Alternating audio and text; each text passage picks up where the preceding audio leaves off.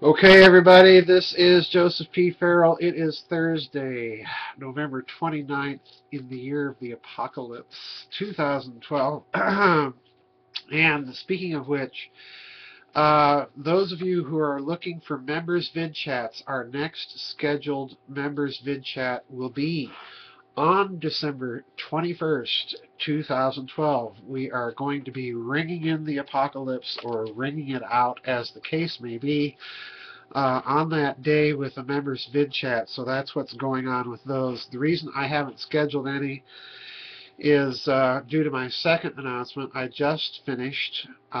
In fact, I just got back right before I started this news and views that I mailed off the new book, Covert Wars and Breakaway Civilizations, to the publisher, which will be Adventures Unlimited.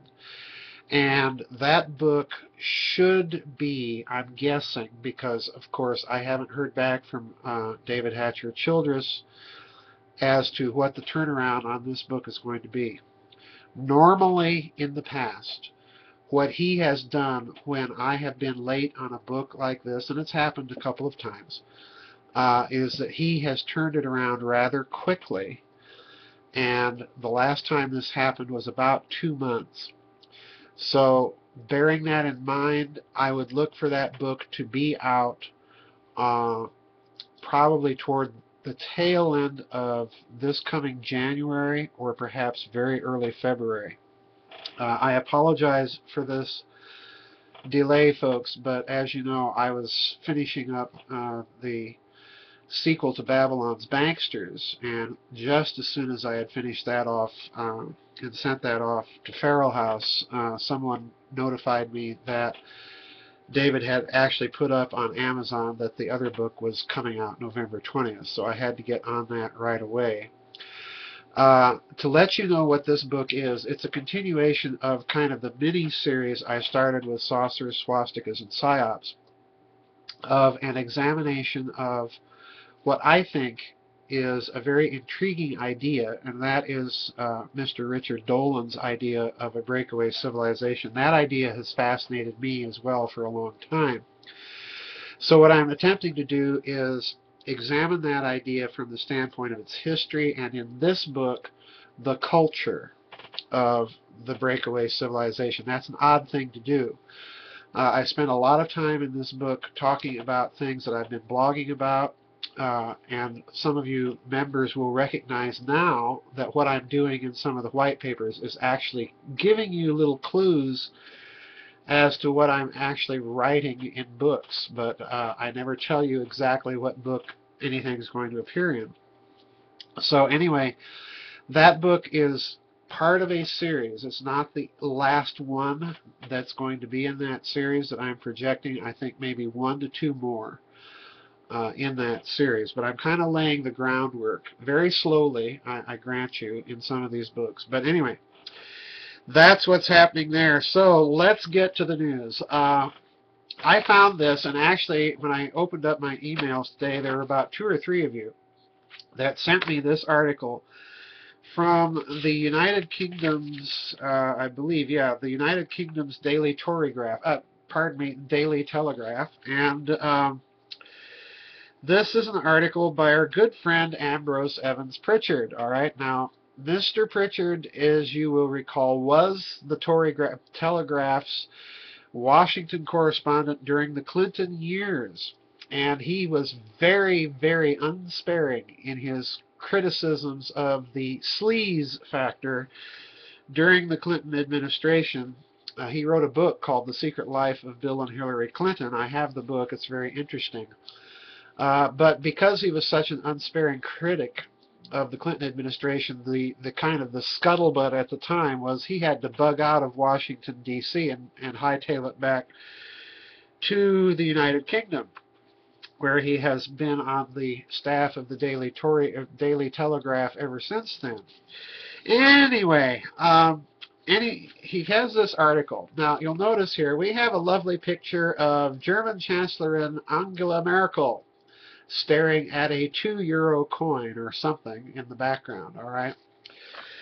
Uh, And needless to say, the article's about Germany. And I've been, as you know, a little interested in Germany's problem with its gold. All right. Now, as I've been telling you in the blogs, it's one thing for countries like Ecuador, Venezuela to say we want our gold back, or at least an audit, when Germany, which purportedly has the second highest amount of gold reserves in the world after the United States, that's the official story. Anyway, you know me, I think the numbers are horribly obfuscated. I think the gold itself has been horrendously rehypothecated, so that the reason the banks are balking at any audits is because they themselves don't really know. The scam has gone on so long, and any audit would reveal such complications that, you know, these central banks would all be complicit. And we'll be talking about that idea. But anyway, I want to read some of this article to you because the assumptions in it just amaze me. It starts out with the headline, Germany displaces China as U.S. Treasury's currency villain. All right, so now the bad guys aren't the Chinese. We're back to the Germans.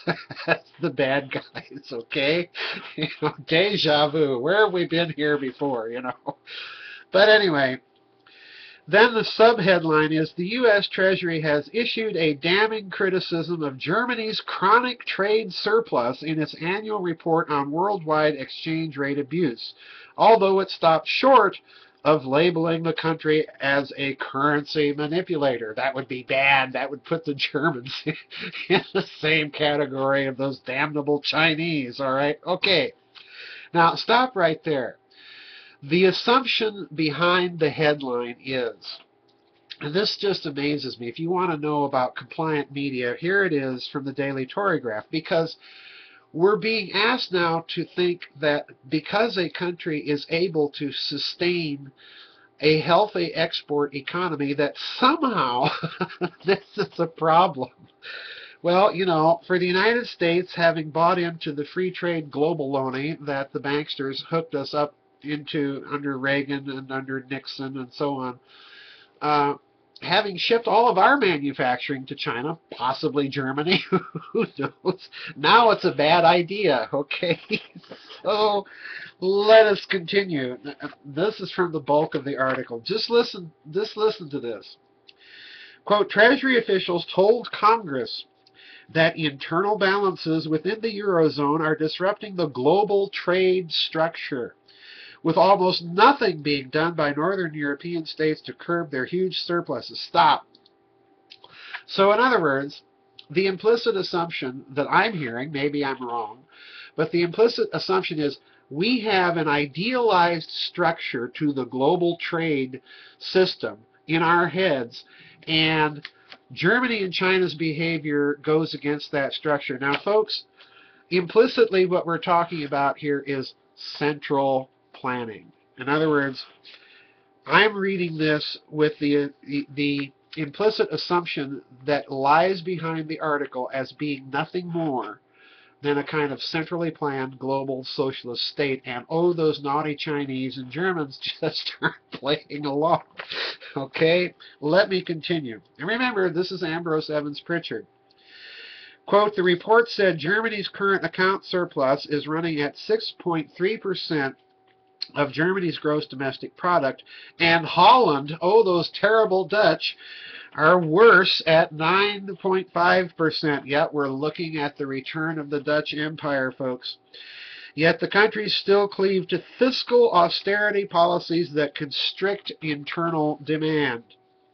The EU's new tool for cracking down on intra-EMU European Monetary Union imbalances is, quote, asymmetric, unquote, and does not give, quote, sufficient attention to countries with large and sustained external surpluses like Germany, unquote. In other words, oh, you naughty Germans, your economy is way too healthy. Rein it in, okay? Now, you know, I'm not going to bother with the rest of this article except to point out yet another little statement later on, quote, the U.S. Treasury's shift in focus away from China and toward Germany's disguised mercantilism reflects mounting irritation in Washington over North Europe's free rider strategy, which relies on exploiting global demand rather than generating it at home, unquote. So in other words, the Germans are supposed to sit by and, number one, forego their mercantilist policies, which appear to be working for them, while we complain about them having mercantilist policies while we've got the same policies in this country. Make no mistake about it. They're just not working.